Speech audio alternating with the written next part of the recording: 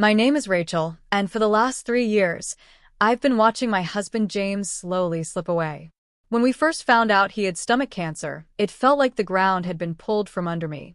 James was only 40 years old, doing well in his job as an investment banker, and we had a sweet 10-year-old son named Paul. We thought we had many happy years ahead of us. The only small comfort in this nightmare was that James's good income meant we could afford the best treatment possible. We flew to different specialists across the country, tried new therapies, and did everything we could, no matter the cost. But as time passed, it became clear that the treatments were only giving us more time, not a cure. Through all of this, James's parents, Lauren and Brian, were always there for us. They lived just 15 minutes away and helped without being asked. "Rachel, we'll pick Paul up from school today," Lauren would say on days when James had treatments. "Don't worry about dinner either. I made extra lasagna." At night, Paul would sometimes pull on my sleeve while I tucked him into bed. His eyes were full of worry and hope. "Mom, when is Dad going to get better?" he'd ask. I never knew how to answer that. How do you tell a child that his dad is dying?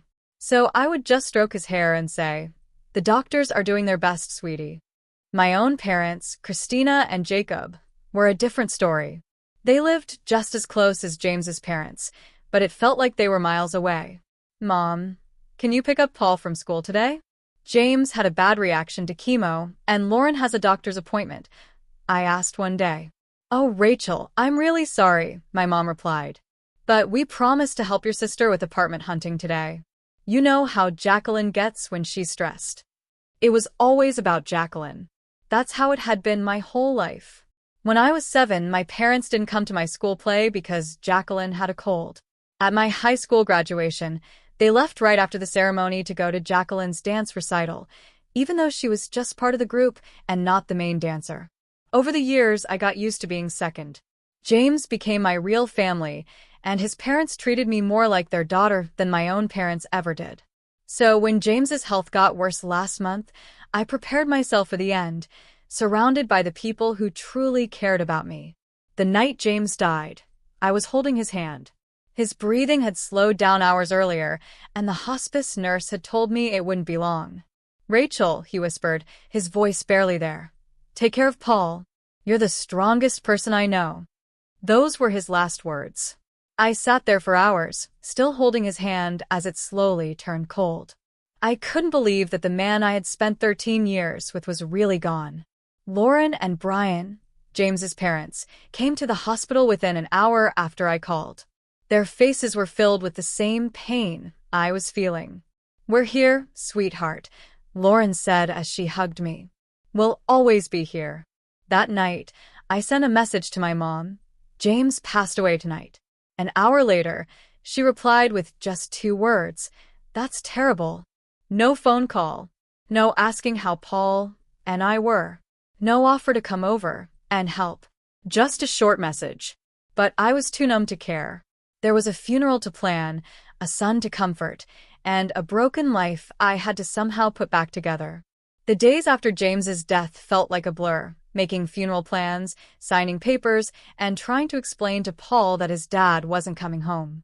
Lauren and Brian helped with everything. They made the phone calls when I couldn't speak and sat with Paul when I didn't know how to answer his questions. I felt like I was drowning. The funeral home needed answers about the service, relatives were calling asking for directions, and I still had to pick up a suit for Paul. I hadn't slept more than 3 hours at a time since James passed away. "I need to ask my parents to watch Paul," I told Lauren as we sat at the kitchen table, surrounded by sympathy cards. "You and Brian are already doing so much." I drove Paul to my parents' house, practicing what I would say. When we got there, my mom opened the door wearing a jacket and holding her purse. She looked like she was ready to leave. "Rachel, this isn't a good time," she said, not even inviting us in. "We're just heading out." "Mom, please. It's only for a few hours. I need to finish everything for the funeral," I begged. "We've had these plans for weeks," my dad added, stepping beside her. "We can't cancel now." Before I could say anything else, they both stepped outside and locked the door behind them. "We really have to go," my mom said firmly. "I'm sure you can find someone else." They walked to their car and drove off without even saying goodbye to Paul, who stood there quietly, hurt and confused. I called my friend Isabella, who immediately said yes to watching him. After I dropped Paul at her place, I couldn't help myself. I drove past my parents' house on the way home. Their lights were on, and Jacqueline's red Mazda was in the driveway. So that's their big plan? I muttered, letting out a bitter laugh. They weren't busy. They just chose to spend time with Jacqueline instead of helping me. Again. That evening, I sent a message in our family WhatsApp group. James's funeral is at 10 a.m. on Saturday at Greenwood Chapel. There will be a small reception afterward. I saw the read receipts appear next to my parents' and Jacqueline's names. No one replied. The night before the funeral, I was so anxious that I called my mom directly. Mom, you saw my message about the funeral tomorrow, right? It starts at 10. There was a short pause. Oh, Rachel, I'm sorry, she said. But we can't come. Jacqueline made a lunch reservation at Emilio's to celebrate her promotion. It's at noon, and we already said we'd be there. I almost dropped the phone. Mom, this is James's funeral. James, the one who helped pay to fix your roof when it caved in 4 years ago. James, who's been part of our family for over 11 years. That was a long time ago, Rachel, she said coldly. We need to focus on the living, not the dead. Jacqueline needs our support right now. Before I could say another word, she hung up. I quickly called Jacqueline, my hands shaking with anger and disbelief. Hey, she answered, sounding annoyed that I was bothering her. Jacqueline, Mom told me you're having a party tomorrow at the same time as James's funeral. Can't you move it, or at least delay it a little, so they can come to the service first? No way, she said with a laugh. I can't change the reservation now. Everyone has already confirmed, and this promotion is a big deal. It's not like I can just move a funeral or whatever. A funeral or whatever? I said, my voice rising. Jacqueline, my husband is dead.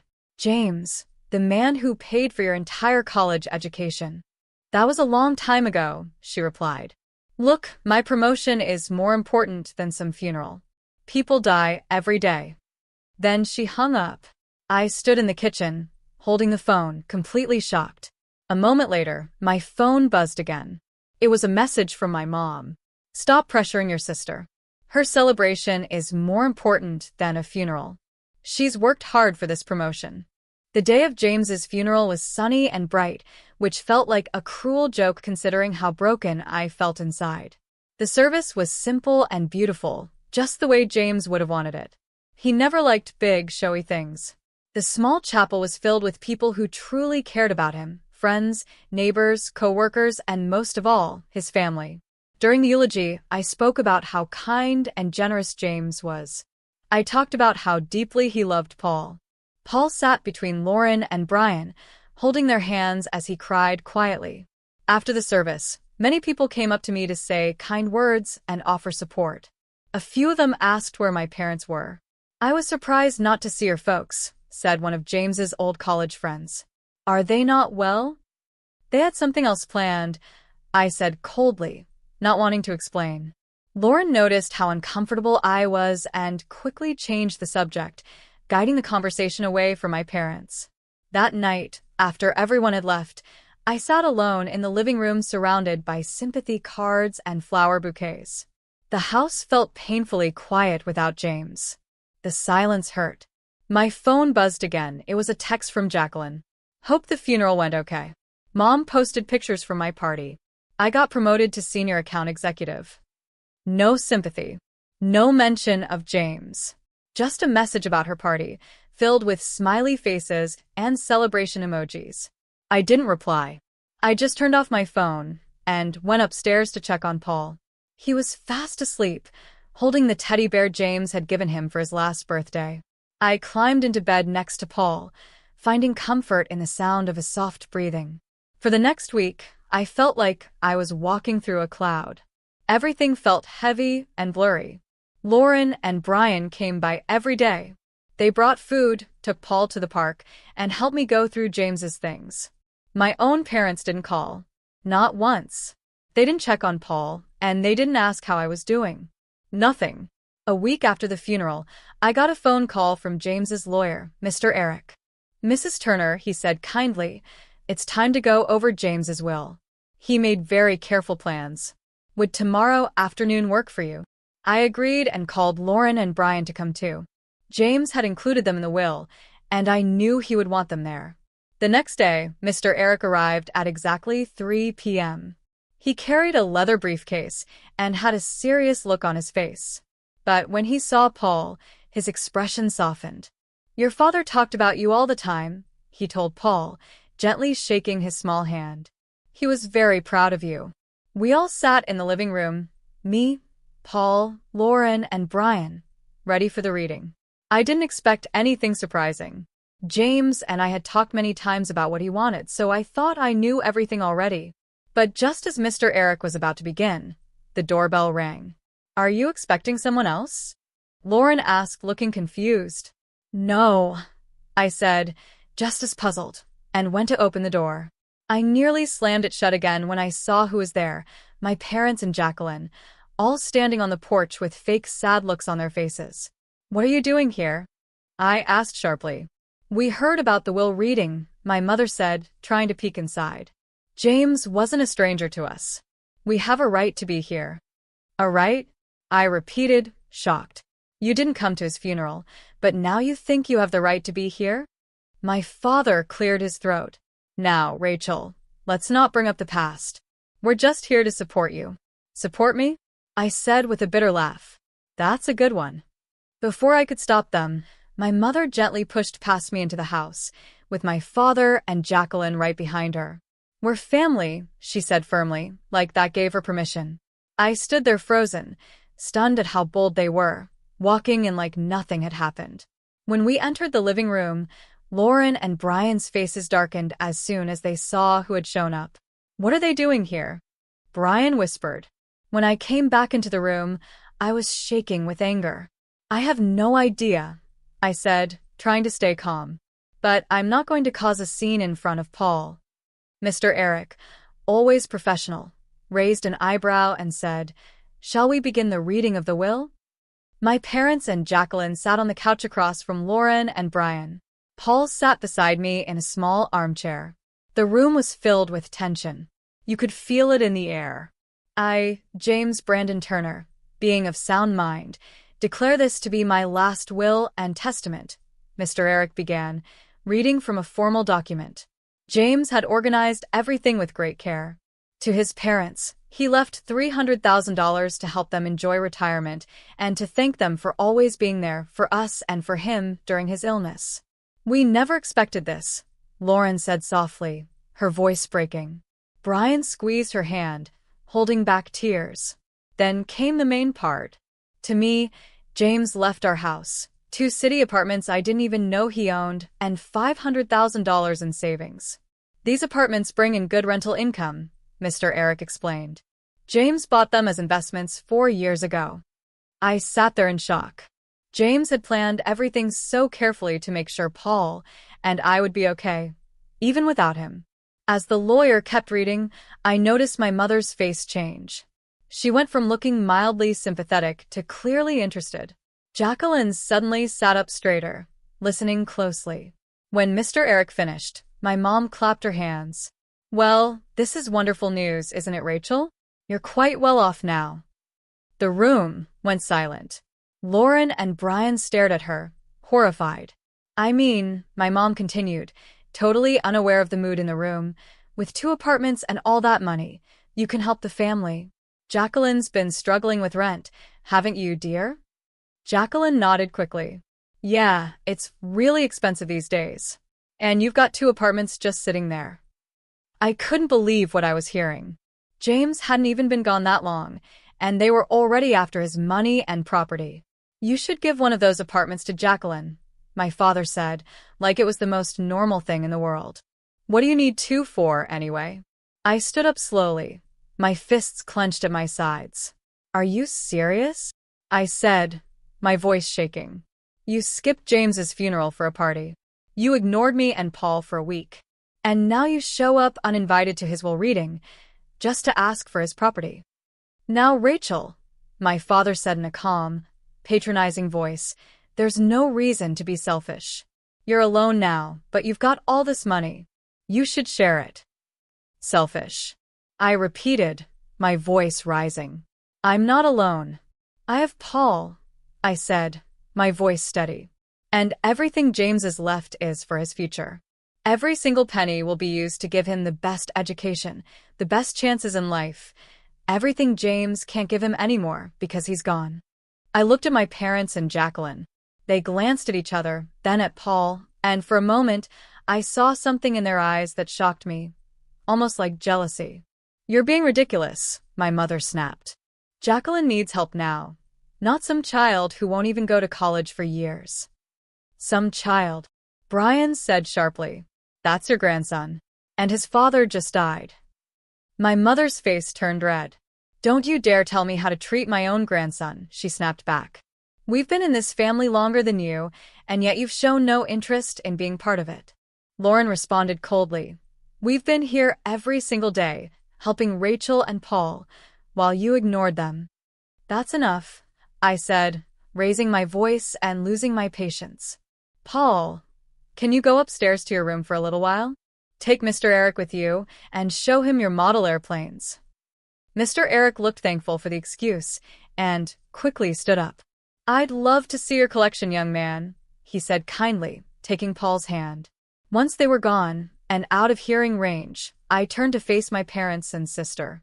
I didn't hold back anymore. "How dare you walk into my house just days after James's funeral, a funeral you didn't even care to attend, and ask for his money? James worked hard his whole life to provide for me and Paul. He fought cancer for 3 years, and not once did you offer to help. You couldn't even watch Paul for a few hours." "That's not fair," my father started to say, but I cut him off. "No. What's not fair is James's spending thousands to fix your roof when it collapsed during the storm 4 years ago. What's not fair is us paying for Jacqueline's entire college education when you said you couldn't afford it. And now you think you deserve something?" I took a deep breath and looked them in the eye. "Let me make this clear. I will not give you any of James's money or property. Not now, not ever. Every penny will be used for Paul, just like James wanted. That's what will happen." My mother's face twisted in anger. "You ungrateful brat. After everything we've done for you." I stared at her. "What exactly have you done for me, Mom? Name one thing. One real act of love or support." She opened her mouth, then closed it again, unable to say a word. "Exactly," I said quietly. "I think it's time for all of you to leave," I said. The door slammed shut behind them, and I dropped onto the couch, completely drained. "You did the right thing," Brian said gently but firmly. "Did I?" I asked. "They're still my parents. Jacqueline is still my sister." "Being related by blood doesn't make someone family," Lauren said as she sat beside me and took my hand. "Love makes a family. Being there during the hard times makes a family." I nodded.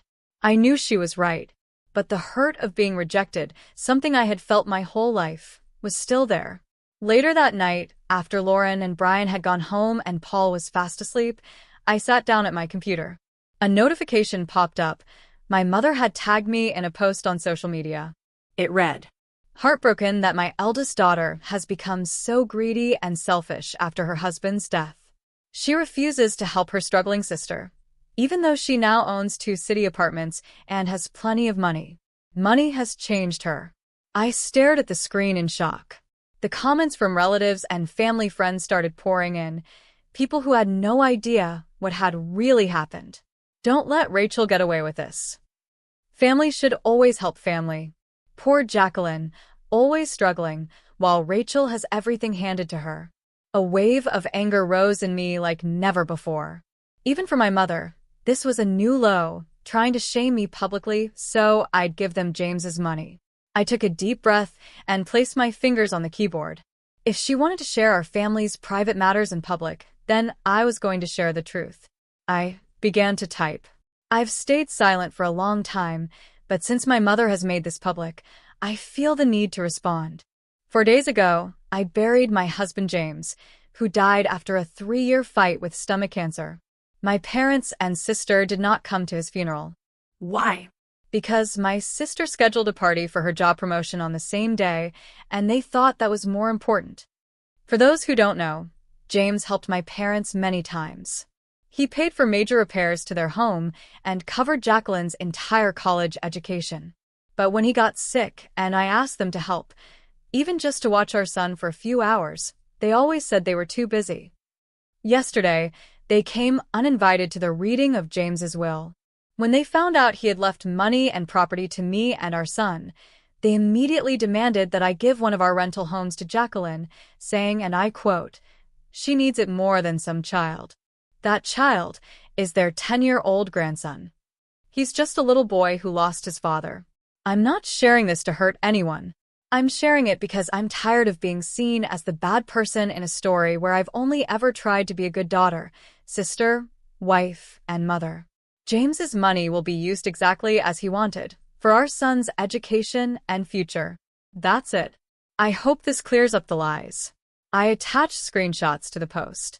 One showed my mom's message, where she said Jacqueline's party was more important than James's funeral. Others showed texts where they refused to help during his illness.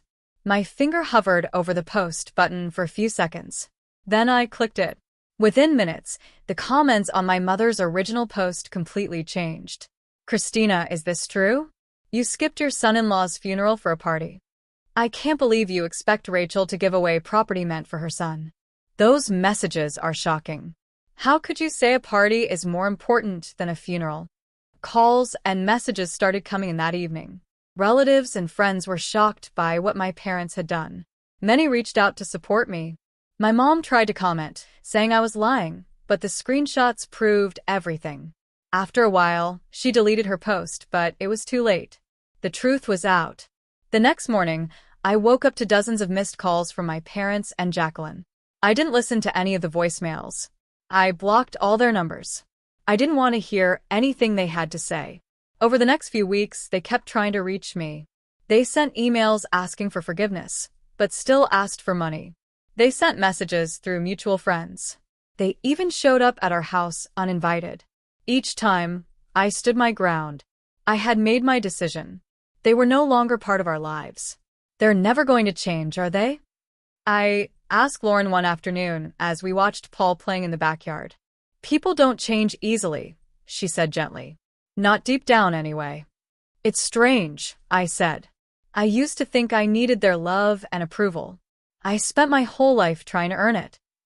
But now, Lauren said, finishing my thought, you know your own worth. And you know Paul deserves better than to go through what you did. 7 months after James's death, life had found a new rhythm. Lauren and Brian were still deeply involved in our lives. They joined us for Friday dinners and helped with Paul's school events. I had started managing the rental properties James left behind. To my surprise, I actually enjoyed the work. The apartments in the city center turned out to be great investments. They brought in steady income and added to the savings I was building for Paul's future. I also used some of the money to invest in shares of companies James always believed in. It felt good to see the money grow and receive steady payments from those investments. As for my parents and Jacqueline, I sometimes heard news about them through other family members. They were having money problems. Jacqueline had lost her job, and my parents were complaining about the high costs of retirement. Every time someone brought it up, they would hint that maybe I could help them. My answer was always the same. I'm sorry they're struggling, but my responsibility is to my son. Some people said I was cold or unforgiving. Maybe I was. But when I looked at Paul, growing stronger, smiling more, and surrounded by people who truly loved him, I knew I had made the right decision. One night, as I tucked Paul into bed, he asked something that surprised me. Mom, do you ever miss Grandma Christina and Grandpa Jacob?